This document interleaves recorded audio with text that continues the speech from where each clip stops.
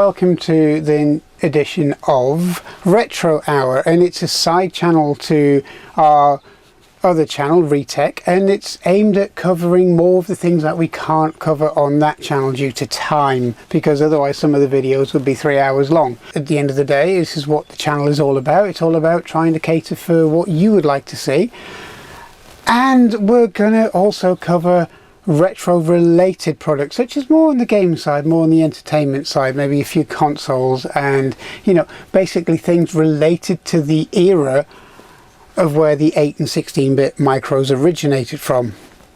And we're gonna try and cover some more modern stuff as well on here. So we're also gonna cover a perspective of retro computing from a female point of view, so that's coming up as well. And we have the short form factor of the MIDI series on how to connect MIDI systems to a classic 8 or 16-bit microcomputer. And we're also going to do a short form compressed version of the videos we've done through the month as well, including the originator of the iPod, really, or the Mp3 player, or the digital audio player, as some would see it. So let's get stuck in. Okay, so the world of digital computing has moved on a little bit, so we're going to take a look at the classic point of view from a different perspective, because the vast majority of people who are kind of into IT in general, and also this retro computing lark, tend to be male, and it's kind of nice to hear a point of view from a female perspective. So let's have a look at this. Hey there everybody, my name's Eileen. So tonight, as an introduction, I thought I would talk about my experiences of computing from when I was down here and up to date. My all-time fave is Tetris, and I'll be honest, in the last couple of years did get myself a purple Game Boy. Wasn't the same as the grey brick one, and I've got to admit I've got a bit of a soft spot for that Game Boy because it was the first and I still quite like it. But when I went back to it in the last couple of years, I thought, my God, how times have changed, because I got really frustrated at the poor lighting on the screen. I was like squinting to read this writing on a really dark background. These days, we've got things better. The background lighting's better. You can choose how bright you want it, how dim you want it. You can even change the colour of the writing. We're spoilt for choice, aren't we? And don't get me wrong, I actually like that, the way that computing's moved on. The other experience I have of computing, it was always the boys in the family that had the computers. I have no idea why that is. I loved them and I wanted one of my own, and it was just like, well, your brother's got one, we can't afford another one, which is fair enough, because they were really expensive back then for what we were getting. So on Friday nights I would be lucky enough to go to my aunt's, and my younger cousin, he would be playing it, and his older brother, and they had the Super Nintendo. And I can still see it now. So you've got the grey Super Nintendo box, and you've got these shaped bricks with slight curve on the top and straight on the bottom. And in order to do it, you literally had to physically get this brick, as I call it, push it in so it clicks in properly, and then you've each got your controller. And on a big TV screen, while you hook it up, there is the massive platform game of Super Mario World. And you could choose who you were, you could do a 2-player. So that was really a lot of fun, doing that together with my cousins, and checking the different goes, and it was in colour. It was such a huge difference at that time. The other game I still to this day absolutely love is Street Fighter or Mortal Kombat. Now there are other people who are playing these games and they know the techniques. I do not do this on this game. I literally hit and hope. Remember one character, he was almost like, it was like a Buddhist type thing, and he could fold his legs in the triangle, and he did this move where he could go and you threw it like that, and he threw some sort of electricity bolt that would basically hurt you, make the other one fall on the ground. Still can't remember the name of that character, but you usually wanted to get to it before your cousin did and choose it, so they couldn't choose it, and you'd really annoy them. I'm not gonna lie, I got a lot of satisfaction of beating them at Street Fighter and Mortal Kombat. Yeah, that was a win for me, because if you put me on Sonic the Hedgehog on a Sega Game Gear, which was one of the next ones that we started looking at, or you put me on FIFA for playing football, I had no idea how to play these games. Some people really like learning the technique, and that brings on their fine motor skills of brain, hands, moving left, right simultaneously with the screen, and actually thinking ahead in the game where you're going, and your hands just do the work and you haven't even really got to think about it. Some people can really do that, and some people can't. I'm one of the ones that can't, which is why I prefer more platform based games where you have time to think about what you're going to do. You're not under pressure. So 32 years of seeing the first computing come out into the home, which weren't the ones we could really afford, so it was a big deal that we got them. Moving through the paces, to the Xbox, which someone else I knew had one of those. I still didn't really know what I was doing, but I think my soft spot was really for platform games. I ramble a lot. And now onto MIDI, and we're going to take a brief look, a compressed look at the 8 and the 16-bit world of MIDI. And if you want to see the kind of long full versions of these, just pop over to the Retech channel and they're both on there. So I hope you enjoy this shortened version. Today we're going to discuss MIDI. MIDI's been around for quite a while, but it's quite an important milestone in computer technology. And it's also a very important system for a lot of musicians, because without it we wouldn't have a lot of the music we've come to know and love today. Now, MIDI started out quite a while ago. It was as early as 1981, and it was Dave Smith and Chet Wood who published their paper of that year about an interface that would allow you to connect keyboards, instruments and so on to a computer system. And that was a game changer. That allowed people to plug these devices, MIDI devices, into home computers, and that allowed hobbyists to start making music. Because prior to that, when MIDI kind of was first launched into the market, it was more professional. It was all about professional music making, studios and so on. And once it was out there with the home computers, that really moved the game on. And we still use it. And I know you're going to say that, well, we've kind of moved on to digital audio workshop doors, but most doors are still based around the MIDI systems. And MIDI is versatile mainly because of the computer systems for the home that were around at the time. And many of these computer systems were starting to be used as professional units. And the Atari ST is one of them. So here we have a MIDI setup. It's probably not where you're going to be starting off at, because it's got quite a few different items plugged into a computer, and it also is used for both classic and modern machines. So I have keyboards linked to a DAW and keyboards linked to the MIDI controller via the Atari ST. So today we're really going to focus on what's connected through to the ST.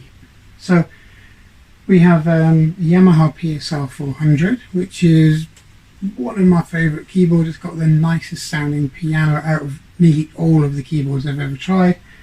And we also have the Yamaha PSR 50 attached to the top, which is just a basic keyboard with a number of different instruments.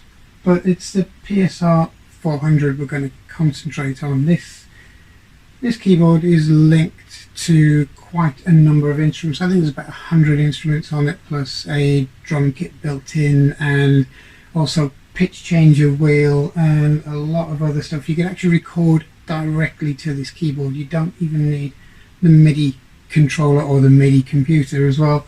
But you can't lay down separate tracks on top of each other, which you can with a MIDI system or a sequencer system. Each keyboard is, well, most keyboards have 3 ports. They have a MIDI in, a MIDI out, and MIDI through, but we're going to concentrate on MIDI in and MIDI out. To connect a keyboard to a computer such as the ST, you're going to have to connect it through its alternative MIDI port. So the MIDI out from your keyboard or your drum machine or whatever has to go into the MIDI in on the computer, and vice versa. So your MIDI in goes through to the MIDI out on the Atari or whichever MIDI computer that you're using. So that enables it to send the signals. Again, you've got 7-bit data on a 10-bit packet being sent backwards and forwards between the 2 machines. So that's how it works. You have basically send and receive, and if you cross them over or do, plug them into the wrong way round, the wrong orientation, it just won't work. You won't be sending or receiving anything that makes any sense to either machine. The next thing you got to do is try and choose your system, okay, your software. Now today I'm going to be using Sonos, which is quite a good sequencer. It's very easy to use, it's very intuitive, especially for its time, and it makes a lot of sense, but it's very hard to come by. And then most of these MIDI sequencer packages for the Atari also come with a dongle, a plug-in dongle, which plugs in on the side of the machine, and without that they won't work. They just won't run the software, they won't record. They are basically going to what's basically demo mode. Okay, so if I start off a track and record it, what we're going to do is just going to start off. You'll hear the metronome in the background. Just don't really need to take much notice of that because I'm not going to change it. I'm just going to play something to show you how this actually works.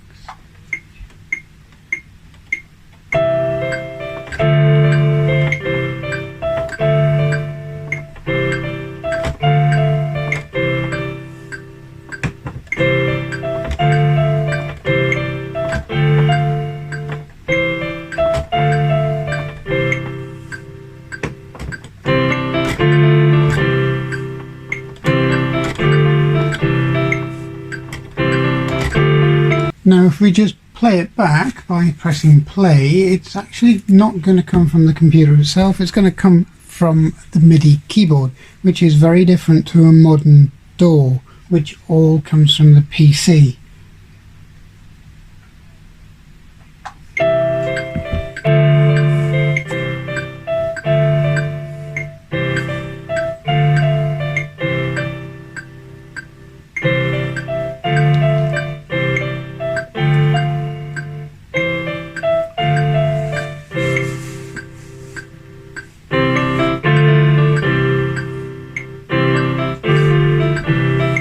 And now all we need to do, if you want to change things up without actually touching the computer itself, we'll change the actual instrument again and we'll add in a little bit of dual voice, and then we'll start again.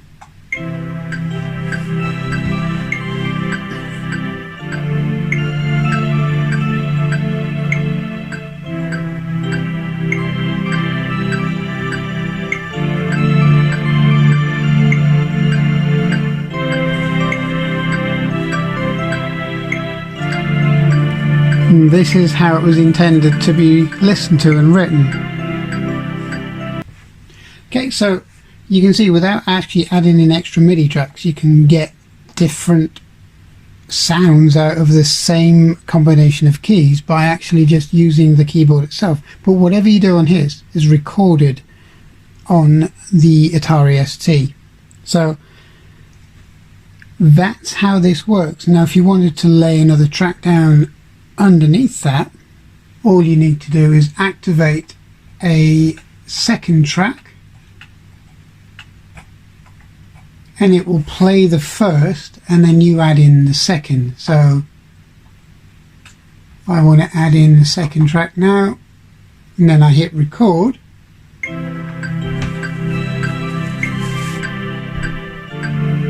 I'll use a high note so you can hear it.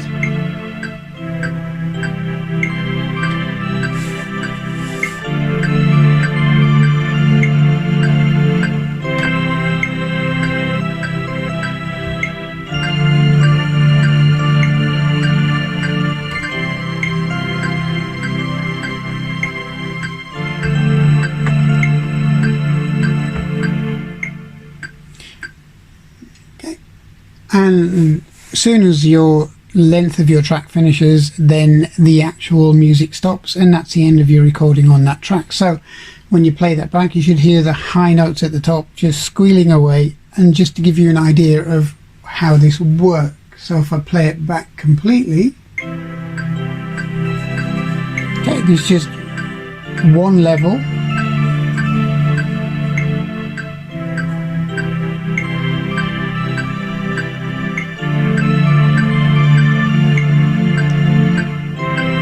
There you go.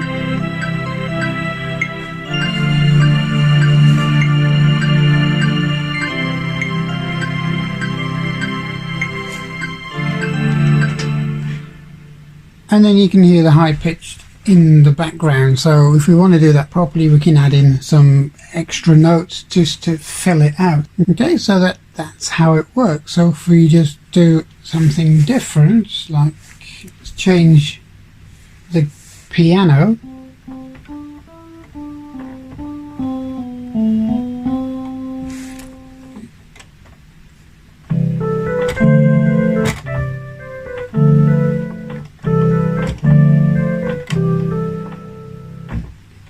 so again we'll just hit record, redo the same track.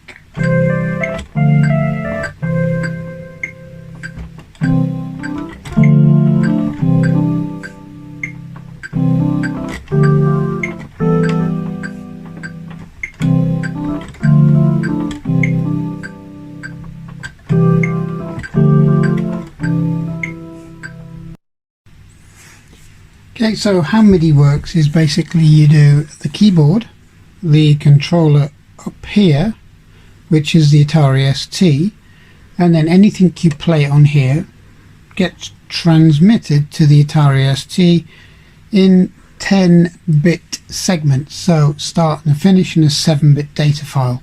And then what we can do, we can just alter the instrument.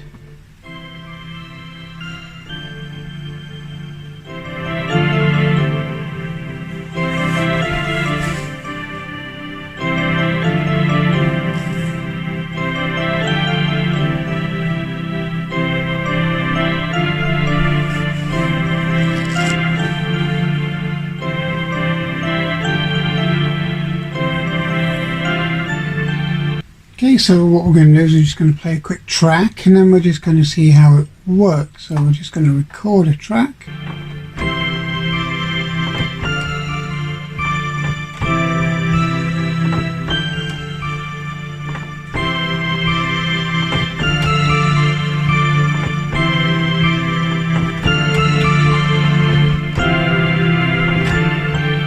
MIDI on a classic computer like an Atari ST is a fantastic device. And today we're going to continue our MIDI series about MIDI computers, MIDI 8-bit machines this time.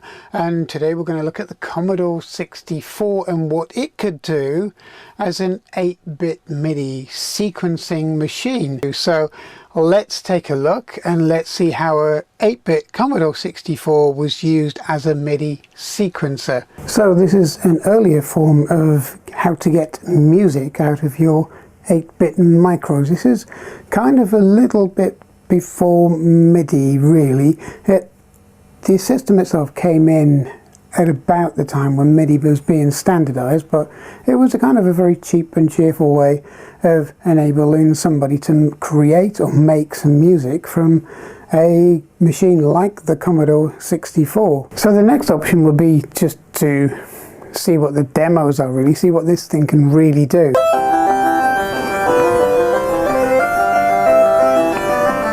It gives you an example of what this is actually capable, and it can produce some quite decent music. And then you've also got things like rhythm such as rock, disco, Latin and so on, and basically you can build up your tracks using the onboard keyboard the way it is. And it's very SID chippy, it's very SID chip.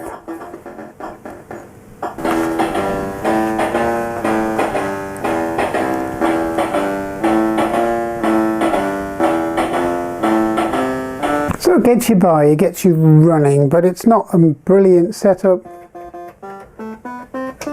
because you're very limited to what you can do on a little keyboard, but it's a good starting point. And you know, if you're a kid and you wanted to start off, it's a great way of getting you into music. Okay, so you're going to ask, how do you get from a Commodore 64 and a Music Maker to a MIDI keyboard setup?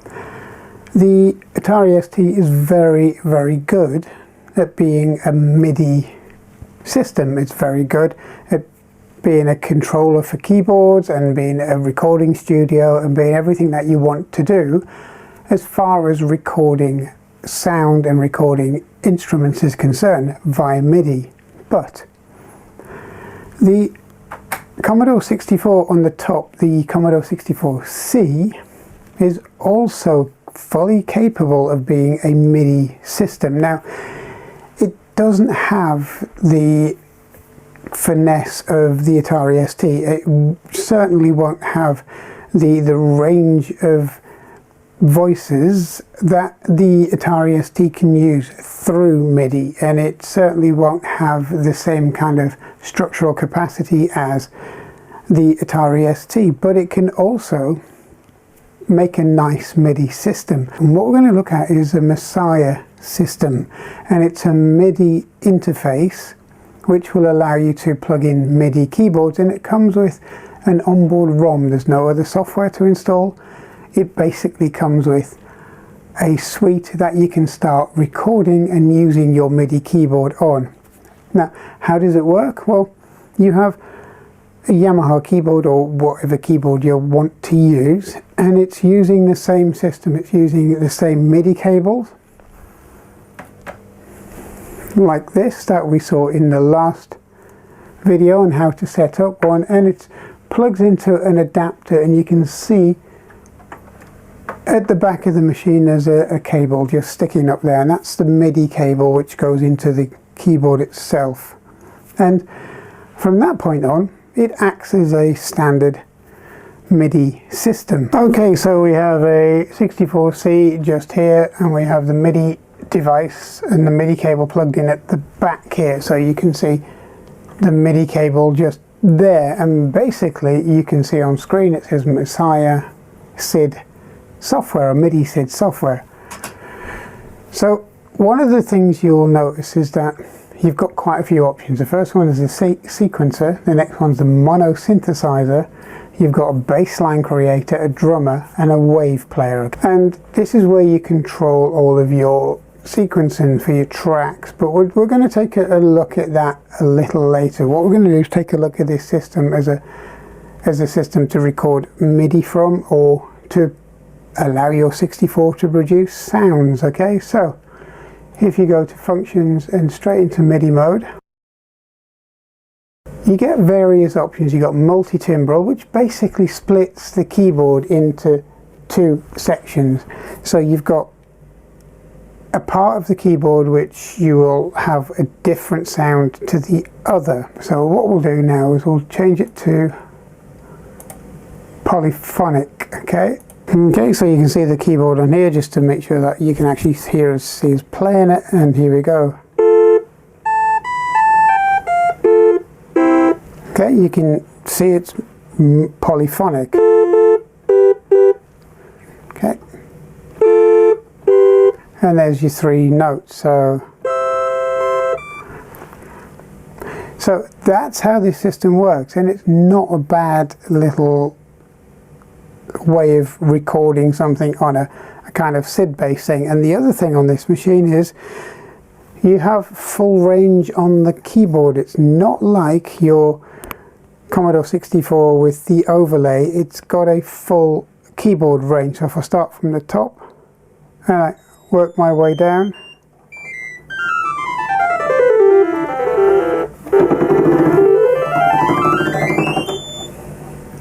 So you can see that it uses the full range of the keys on your keyboard, your MIDI keyboard. And I've just changed the voice on the keyboard, and you can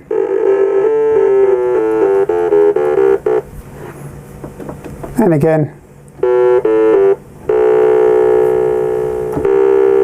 change it to a piano, and then you'll hear it change again.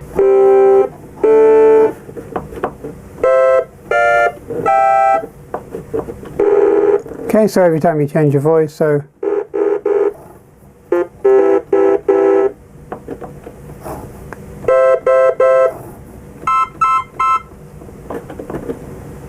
and so on. Some of the voices that the system can't cope with because you've only got the 3 channels on the SID, but you'll find a lot of the voices actually do work. But then you start losing your polyphony because it's only got a 3-channel system on a standard Commodore 64. Okay, so if you do, and then you want to add in another voice, that's fine. But then if you want to add in another 2 voices, you lose a voice. Okay, so that's the limitation of this, but you can actually play around with it and get some quite nice sounds out of the system itself. But the main things are going to be your instruments. So instruments, and this is where you can edit everything that comes in. Okay, so there's your voice, this is your attack. We'll move your attack back up.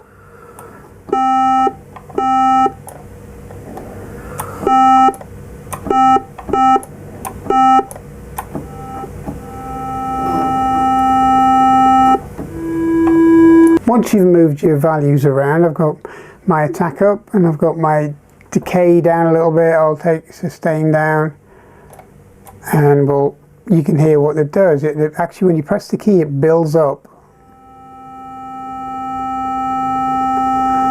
Now you release the key, it drops slowly. Okay, so you can see.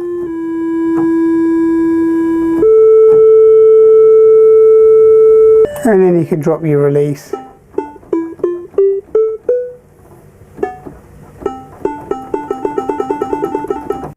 And then you can adjust your frequency as well. So if you want to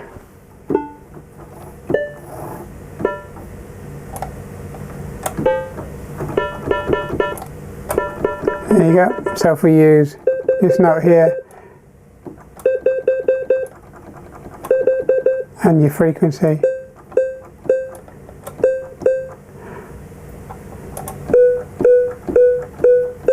then you can change your envelope, and then the velocity, and then you can stick on some sustain if you'd like to.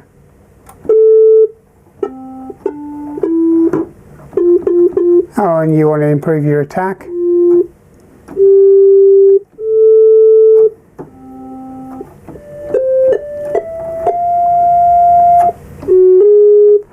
Okay, so whatever you do, you can actually alter every single sound that this machine makes, which is quite good if you want to add in different sounds to different pieces of music. Probably not the best system in the world to play music on as such, but you can only really do it within an octave and a half to get your notes. You can't go up and down the keyboard as normal, but once you've got your tuning the way you want it, you can then go back and record your piece or whatever piece of music you'd like to record. So again, it's not as good as a modern kind of DAW. It's not even as good as what you can do on the Atari ST, but it's very impressive for what you can do with a Commodore 64. You can now hear the sounds that you've created by altering the frequency. So, or you can further down.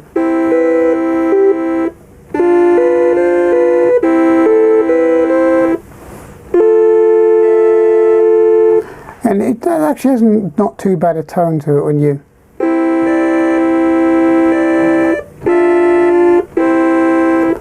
But the problem is you're getting losses on the SID chip simply because it's not really designed for this at all. But one of the things you'll notice is there's not much latency in it.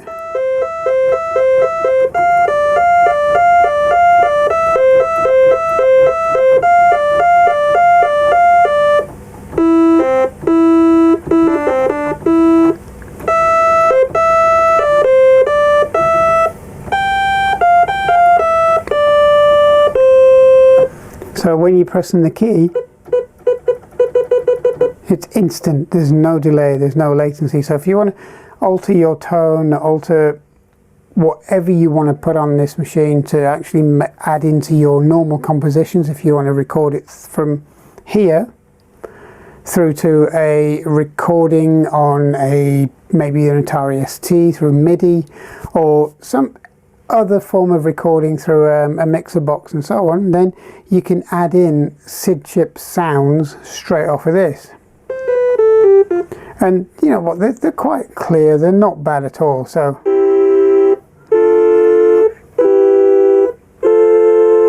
and it's the entire range of the keyboard all the way down.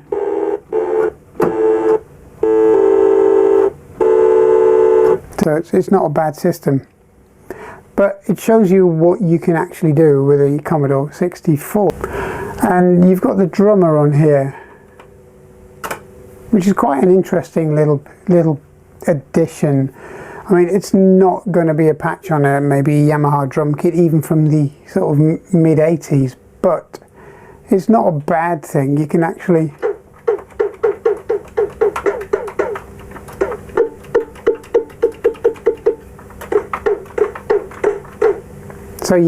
add in some sounds if you need to.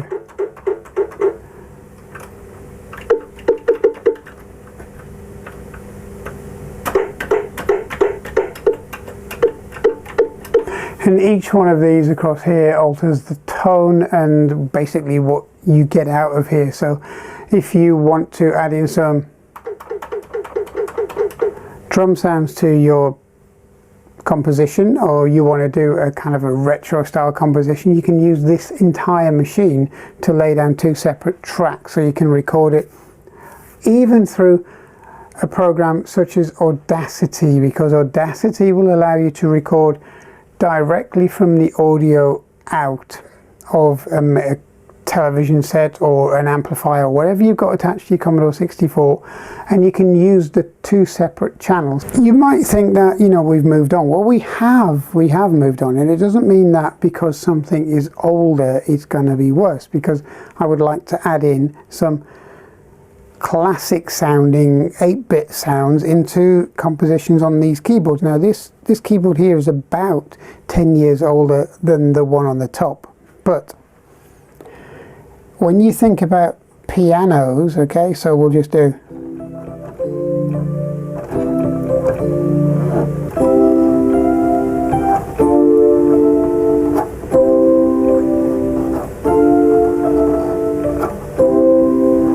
okay, so you have that sound on here. So if I just play that a little bit louder,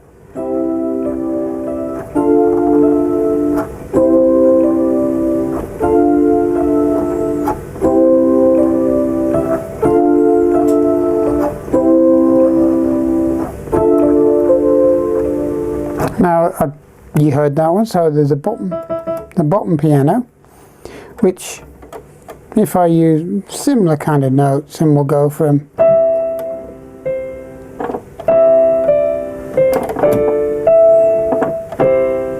now, you can hear the difference. Okay, so if we do this one, now if we do this one down the bottom,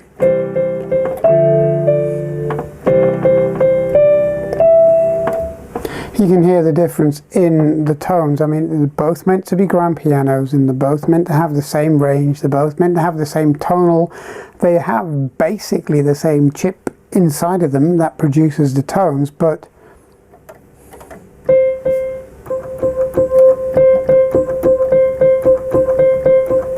okay,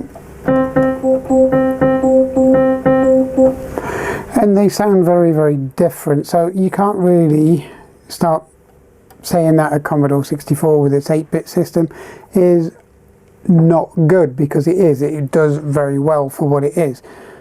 And when you get discrepancies between two different keyboards made by the same manufacturer with virtually the same hardware, as in sound chips in it, you're getting different sounds.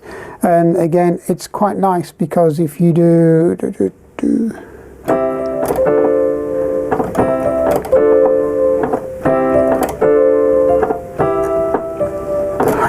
they kind of complement each other and they make a nice tone together. So if you're playing two different keyboards and two different pianos, you can actually hear the dual pianos rather than one big harsh sound. So again, swings and roundabouts. It's kind of something that, you know, you either like or you don't. It's preference, it's music, everyone's different. So as far as the Commodore 64 system is, it's capable, it's very capable. It's got a drum kit on it. And if we do a reset, it has enough options for as a sequencer, a mono synthesizer, a bass line. It just lays down the bottom end of the keyboard so you can record the lower end, the lower bass, a drummer and your sequencer as well. It's a system that if you want to play around with it and you want to start learning how these things were put together, and you already have a Commodore 64 and you maybe have a MIDI keyboard from way back and you want to have a try, well, it's worthwhile doing. But both systems here, you've got a Atari ST, which is much more advanced. Out of the two, if you didn't want it to generate some SID chip or classic sounding tones, then the Atari ST would be the one you would go for. This is more of a niche kind of tonal machine, so you can use it to create some 1980s style SID chip notes, which is great. It's good filling. It's a good way of filling in your composition and having something different in the background. So you can add in sci-fi sounds very easily because it's using the SID chip itself. So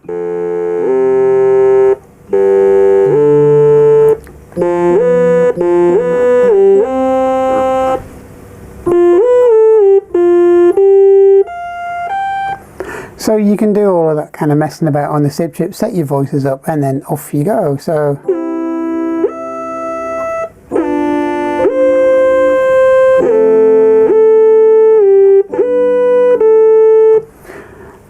and you can kind of muck around with it, and that's what this is ideal for. It's the weird and random sounds that are very difficult to replicate on modern machines.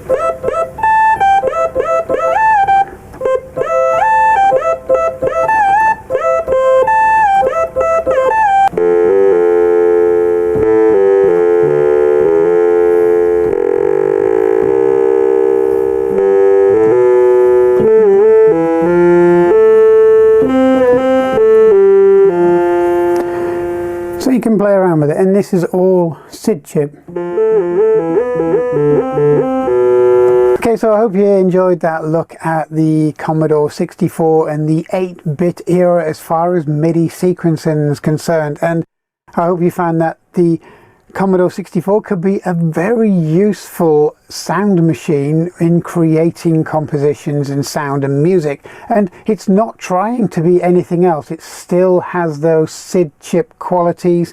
It still sounds like a 1980s SID chip based machine. It's not trying too hard to be anything else, and adding in those sounds to kind of a classical composition or something that you've decided to produce on your own could be a bonus. And there's a lot of variables you can adjust to make those sounds sound even more retro or more sci-fi or whichever kind of genre you're aiming to do your piece for. And finally today we're going to look at the inventor of the iPod, the digital audio player, the MP3 player, the father of all three. And today we're going to cover a subject from our recent or fairly recent history, and we all know these things. These are MP3 players, personal music players. Most people quite rightly at the time assumed that, you know, the intellectual rights, the original invention came from Apple.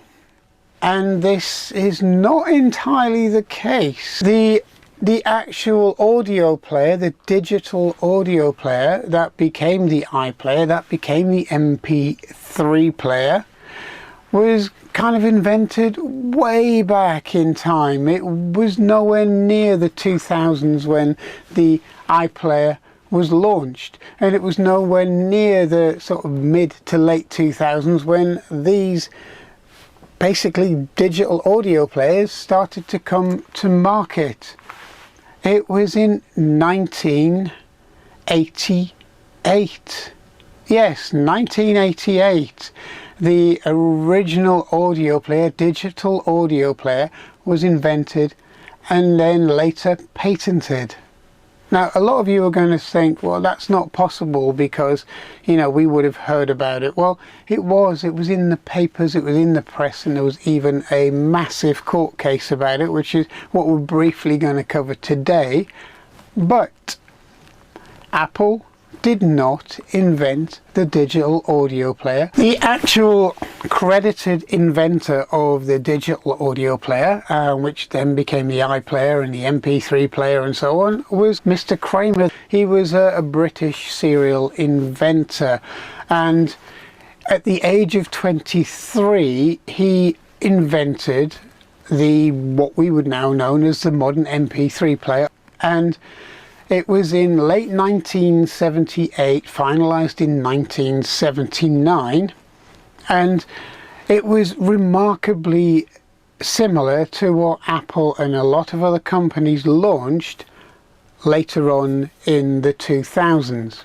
He invented a machine which had a screen and a circular button, which we'll put up in a moment and show you the description of it, and it was remarkably similar to what the iPod ended up being, and the drawings are very, very stark. You couldn't put them side by side and say that these weren't the original iPod drawings, because they are very similar to the model that was actually released. Eventually the patents rolled over and it became the property of the public domain. Now, this is where a very savvy minded corporation stepped in, if you'd like to kind of think of it in those terms. They really didn't do anything illegal, they didn't do anything massively underhanded in a way, but you know, they didn't credit anybody with the original design either.